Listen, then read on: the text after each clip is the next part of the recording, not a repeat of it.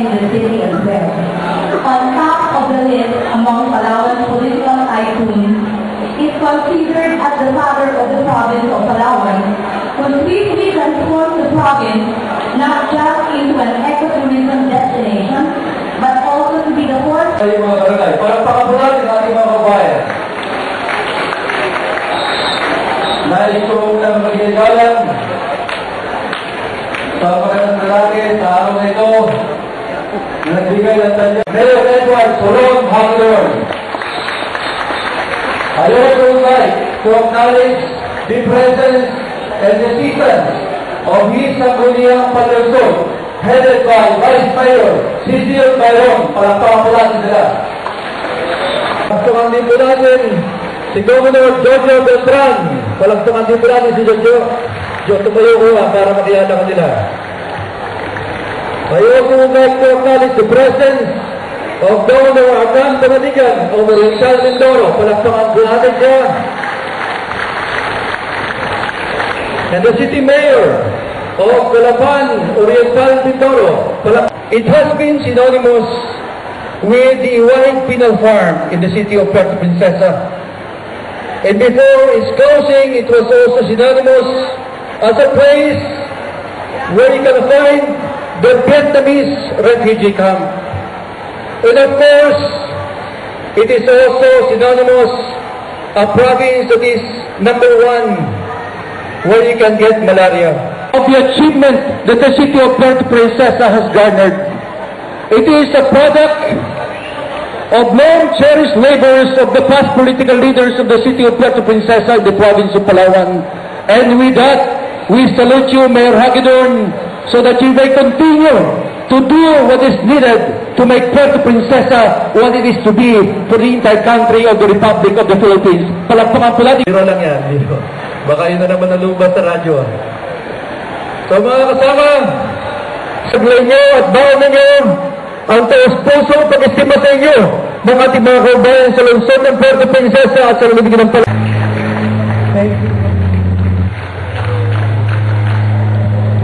First, would not be with us this afternoon for a very important appointment which he cannot ng pagpapakilala.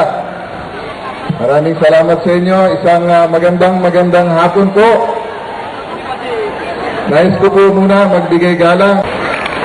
Nais ko rin po magbigay galang sa mga minamahal natin na mga gobernador sa iba-ibang lalawigan sa Mimaropa, sa pangunguna po ng ating governor. Fans can rightfully be proud of this achievement within a short period of time. So to speak, you are here again to tackle this event anew. I commend the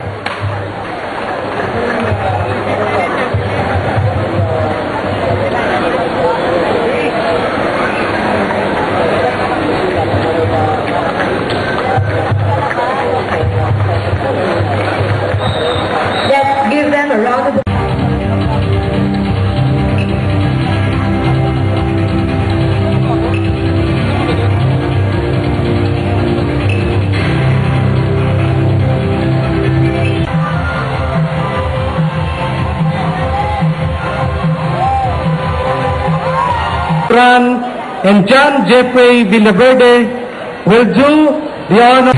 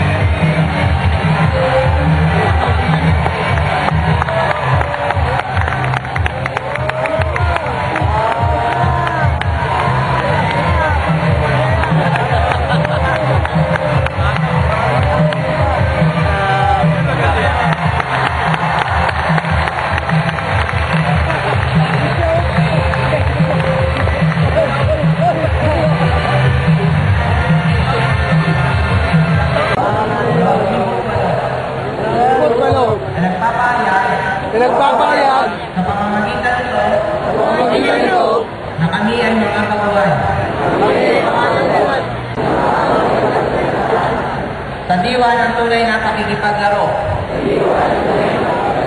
Patnubayan nawa tayo ng buong may kapal. We led the oath of officials and coaches.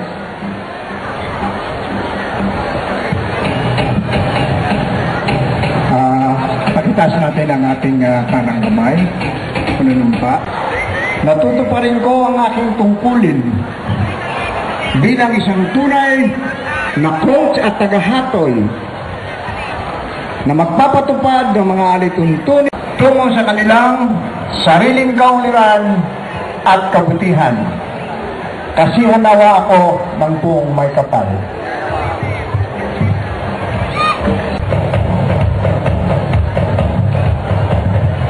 Ladies and gentlemen, the person whom I will call to deliver an inspirational message in our Retirement Program.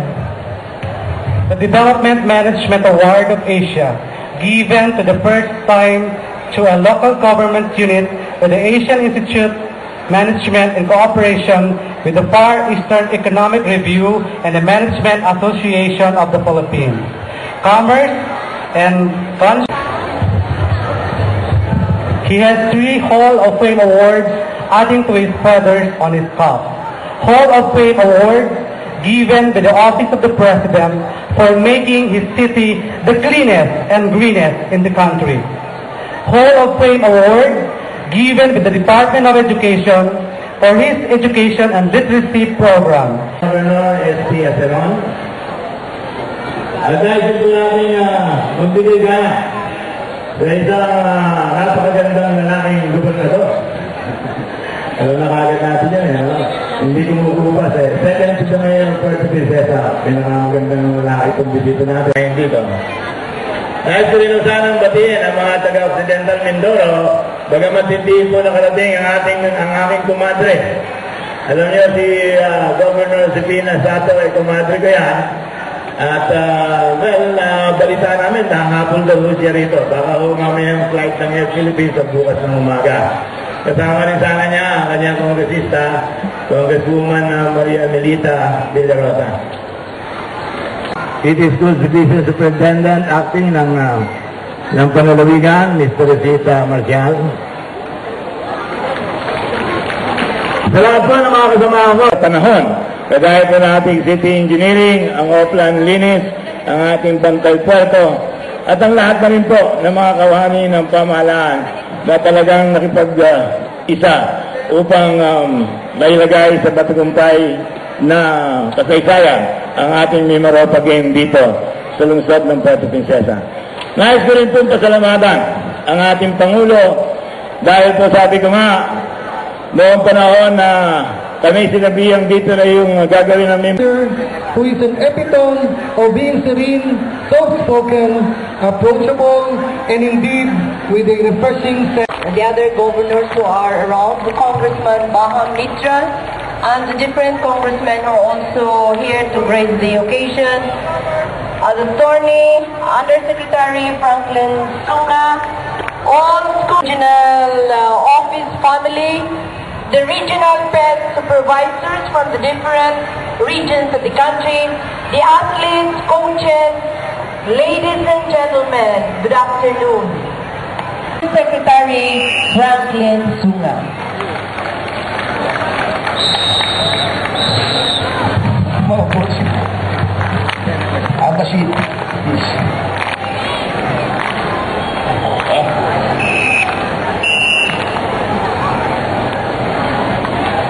Who are host of this Palarong Pambansa,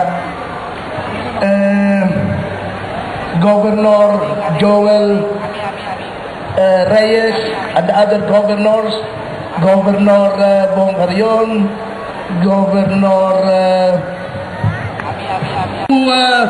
this Palarong Pambansa Regional Meet. Makikita ka agad sa dami ng participants. Unlike in other areas, hindi ganito karami kung magkaroon